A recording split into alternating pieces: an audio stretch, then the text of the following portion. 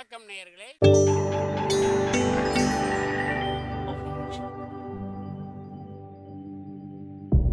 மகிழ்ச்சிக்கோர் தென்கட்சி என்ற அலைவரிசையில்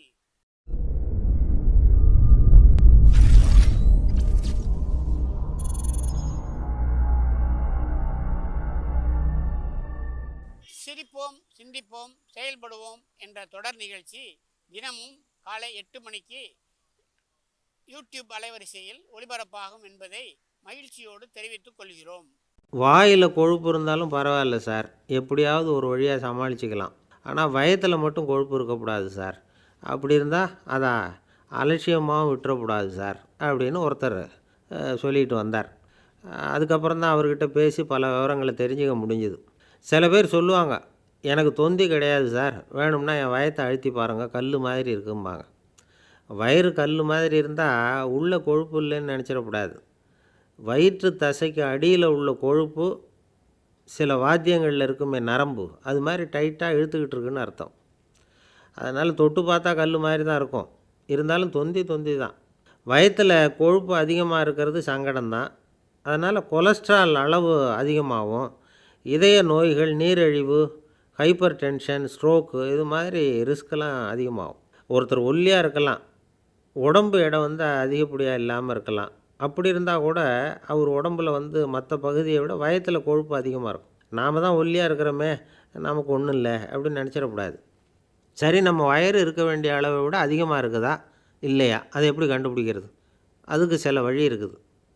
முதல்ல நீங்கள் நேராக ஸ்ட்ரைட்டாக நிமிர்ந்து நில்லுங்க. உங்கள் பார்வையை மட்டும் கீழே தாழ்த்தி கால் விரலை கவனிங்க. விரல் உங்களுக்கு தெரியுதா அப்படின்னா உங்கள் வயறு நார்மலாக இருக்குன்னு அர்த்தம்.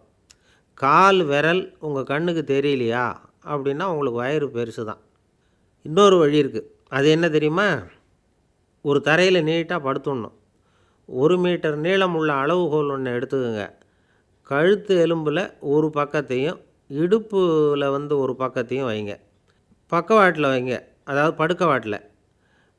அது நடுப்பகுதி வயத்தில் முட்டி தராசு மாதிரி ஆடுதா அப்படின்னா உங்கள் வயர் உங்களுக்கு ப்ராப்ளம் தான். அதனால் அதை கண்டுபிடிக்கிறதுக்கு அப்படி ஒரு அளவுகோல் வச்சுருக்கிறாங்க. மருத்துவ அறிவியல் ரீதியாக உங்களுக்கு தொந்தி இருக்குதா இல்லையான்னு கண்டுபிடிக்கிறதுக்கு ஒரு வழி இருக்குது. உங்கள் இடுப்பில் வெயிஸ்ட் அப்படின்னு சொல்கிறோம்ல, இடுப்பில் ஒரு அளவு எடுக்கணும், சுற்றளவு. இடுப்புக்கு கீழே ஹிப்புன்னு சொல்கிறோம்ல, அங்கே ஒரு அளவு எடுக்கணும், அதிகபட்ச சுற்றளவு எடுக்கணும். அந்த அளவை இந்த அளவால் வகுக்கணும். அதாவது உங்கள் வெயிஸ்ட்டு மெஷர்மெண்ட் இருக்குல்ல, அதை ஹிப்பு மெஷர்மெண்ட்டால் வகுக்கணும். இந்த விகிதம், அதாவது வெயிஸ்ட் ஹிப்பு ரேஷியோ, ஆண்களுக்கு 0.95க்கு மேலே போகக்கூடாது, பெண்களுக்கு 0.85க்கு மேலே போகக்கூடாது. அப்படி போயிட்டுதுன்னா வயிறு பெருத்துருக்குதுன்னு அர்த்தம். இது டாக்டர்கள் கண்டுபிடிக்கிற ஒரு விதம். சரி, இந்த தொந்தியை குறைக்கிறதுக்கு என்ன பண்ணலாம்? பட்னி கிடக்கலாமா அப்படின்னா அது தேவையில்லை. ஆனால் கலோரி அளவை குறைக்கணும். அது எப்படி? கொழுப்பு ஆகாரத்தை குறைக்கணும். இப்போ கார்போஹைட்ரேட்டு, புரோட்டீன்லாம் இருக்குதுல்ல, அதெல்லாம் ஒரு கிராமுக்கு சுமாராக 4 கலோரி கொடுக்கும். ஆனால் கொழுப்பு ஒரு கிராமுக்கு 9 கலோரி கொடுக்கும். அதனால் ஒரே அளவுள்ள ஆகாரங்களில் கூட கலோரி வித்தியாசம் இருக்குது. கலோரி அளவு குறைச்சலாக கொடுக்கக்கூடிய ஆகாரம் சாப்பிட்ணும். இப்போ தொந்தியை குறைக்கிறதுக்கு கடுமையான உடற்பயிற்சி தேவையா அப்படின்னு கேட்டால் அதுவும் தேவையில்லையா. ஆகாரத்தில் கொழுப்பை குறைச்சாவே போதும், மற்ற ஆகாரம் செரிக்கிறதுக்கு லேசான உடற்பயிற்சியே போதும். வயத்தை குறைக்கிறேன்னு சொல்லி சில பேர் உட்காந்து எழுந்திருப்பாங்க, அதுவும் தேவையில்லையா. அப்படிலாம் பண்ணி உங்களை கஷ்டப்படுத்திக்க வேண்டியதில்லை.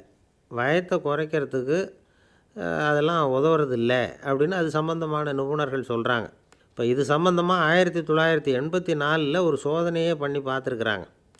ஒரு நாளைக்கு 185 தடவை உட்காந்து எழுந்திருக்கிறது. இது மாதிரி 27 நாள் பயிற்சி பண்ணிவிட்டு பார்த்தாங்களாம். வயிற்று கொழுப்பில் எந்த மாறுதலும் இல்லையா. அதனால் உட்காந்து எழுந்திருக்கிற வேலையெல்லாம் தேவையில்லை.